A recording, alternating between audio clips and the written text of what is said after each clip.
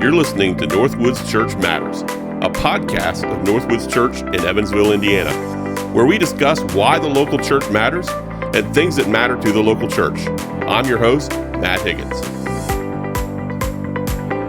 On today's episode, we're going to talk with Rachel Boyd about self-harm. We're going to talk about her history with self-harm, which is also known as cutting. We're going to talk about her personal testimony and how God has lifted her from her addiction to self-harm. All this and more on today's episode of Northwoods Church Matters.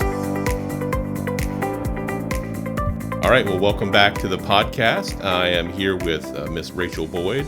Rachel used to be our secretary here at church, so we know her pretty well, but she's moved on to greener pastures and works somewhere else now, but we still love her dearly. She is a volunteer in our youth ministry and does a great job discipling our junior high students. And so I wanted her on for this episode because we're going to talk about something that's very affecting and very important to a lot of teenagers, but a lot of families, which is self-injury, or you may know it as cutting. Cutting is the more popular term among the teenagers. The technical name for this is really non-suicidal self-injury, if you had to give it a technical name. But what self-harm or cutting really is all about, it's a form of self-abuse where someone is hurting themselves on purpose. And for those that are grandparents or older, you listen to that definition and you think, well, who would want to hurt themselves or harm themselves? This is pretty prevalent in teen culture right now. Got some statistics on that. According to the National Institute of Health, there are two studies that are quoted by the National Institute of Health. The first study that they quote, that study says a third to one half of adolescents self-injure at some point in time or another. Another study that they quote says the number is more like 13 to 22% of adolescents cut themselves. Either way, it is very prevalent, and we found in student ministry, we deal with this a lot. And so if you're a family that's dealing with this, the first thing I would tell you, the reason we're doing this podcast is we want you to know that you're not alone in this, that a lot of people have done this in their lifetime, and the church is a place that you can come and get help for this. It's also a largely female thing, that we find more females that are self-injuring or cutting than others. And so the reason I wanted Rachel on today is that she has some history with this and she can give us some personal insight with that. So when did you become a follower of Jesus? I became a follower of Jesus. I kind of grew up in and out of the church my whole life, but I personally came to have a relationship with him when I was around 12. And it took me a while to be obedient to get baptized at 14. Then I went through some hardships and through struggles with my faith in my teenage years, and I rededicated my life to Christ around 18 going on 19. Great. So what is your personal history with self-injury? I had struggled with different various effects of it, with self-harm basically my entire life. But around age 11, I started personally cutting myself, and that escalated around 15 to 17. Okay. When you say escalated, what do you mean? I mean full on. It went from like cutting occasionally to it being habitual, very deep, serious cuts that I still have scars from. Okay. How often would you cut yourself? Was it a daily basis or? It started off being like, oh, I have a lot going on, blah, blah, blah. I'm going to cut here and there, to just being part of the routine, like come home from school and I would just cut. Yeah. To be doing it. Well, let's talk about some ways that teenagers self-injure themselves. I mean, we've talked about cutting and use the term cutting. Obviously, that's fairly popular, cutting yourself. What are some other ways that teenagers injure themselves? See, I feel like we as a whole, and like everyone just in general, doesn't see how simple self-harming can be. Mm-hmm. We see it as cutting or, burning is a big thing. But I think it can be anywhere where you're just intentionally being like, just intentionally like harming yourself, like slapping yourself, punching anything to like cause pain. A big thing is the rubber band trick that people like actually use it as a coping mechanism, where you snap rubber bands constantly on your wrist until you bleed. Or I know a big thing when I was younger was like erasing and burning yourself with an eraser. Really? Yeah, and that hurts. Yeah, I bet it does. So there's so many different forms of self-harm. I'd even say like starving yourself is a big thing. Even when you don't have an eating disorder or struggle with that, it's just to punish yourself. So what are some of the signs of self-injury? I would say like wearing like pants and long sleeves, even when it's super hot out. That was a big thing with me. I think also just like how they carry themselves in a lot of ways, because there's open wounds on their body. Mm-hmm. So they're going to be kind of gentle to that. Also, I think just how they react to things too, like pinching their skin or things like that. Like that is even like to this day something I still do, and I don't even realize I'm doing it. Mm-hmm.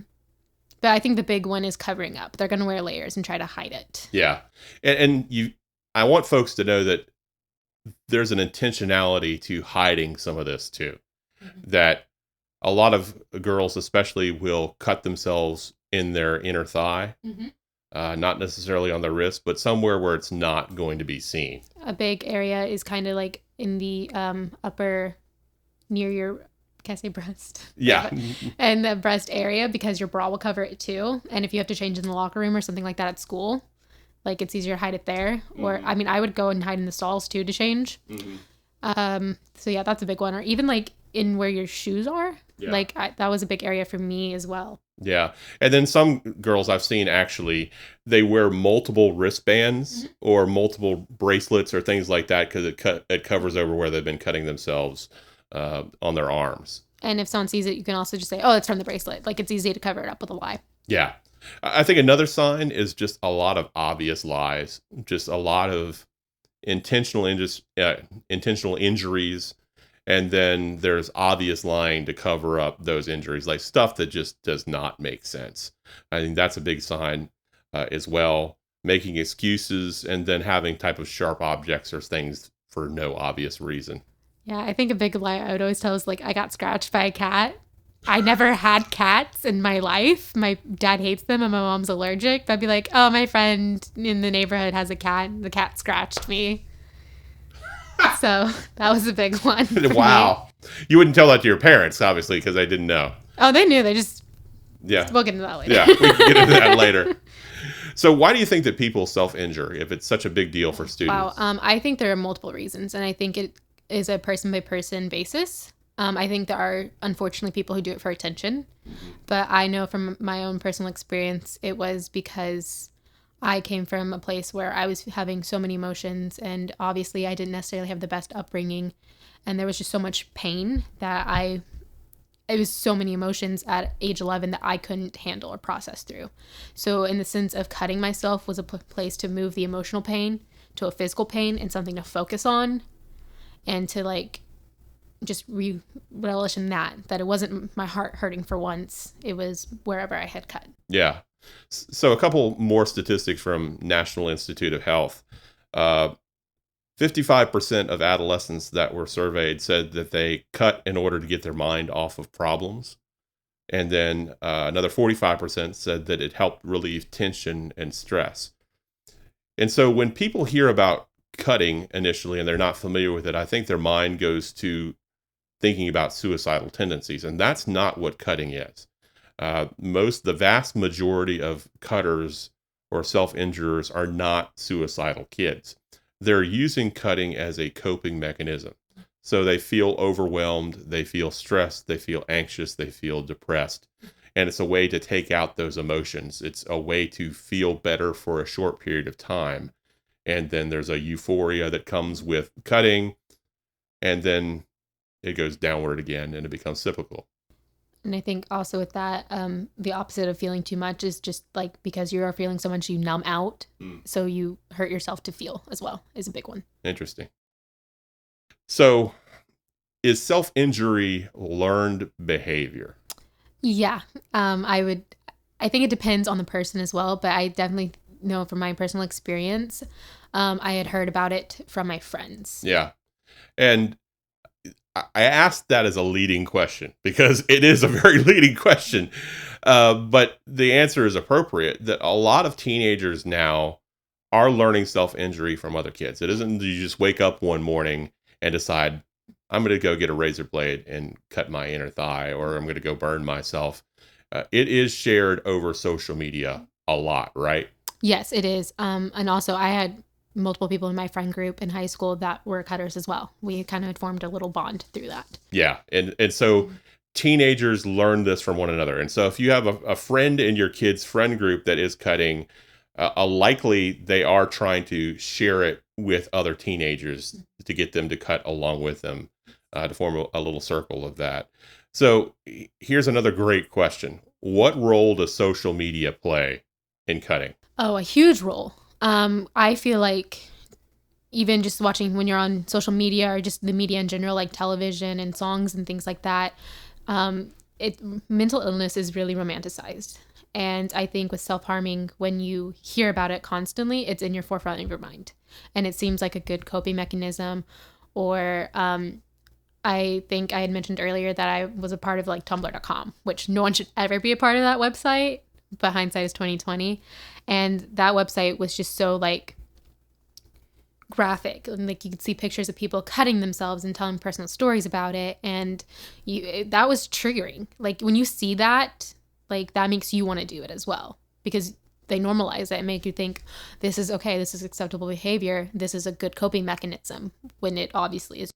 Yeah, I mean, on social media platforms, a lot of teenagers will share pictures and images of them cutting themselves, and they'll be touting the benefits of how good it makes them feel. And they're trying to encourage other people to do it, which is one of the negative downsides of social media.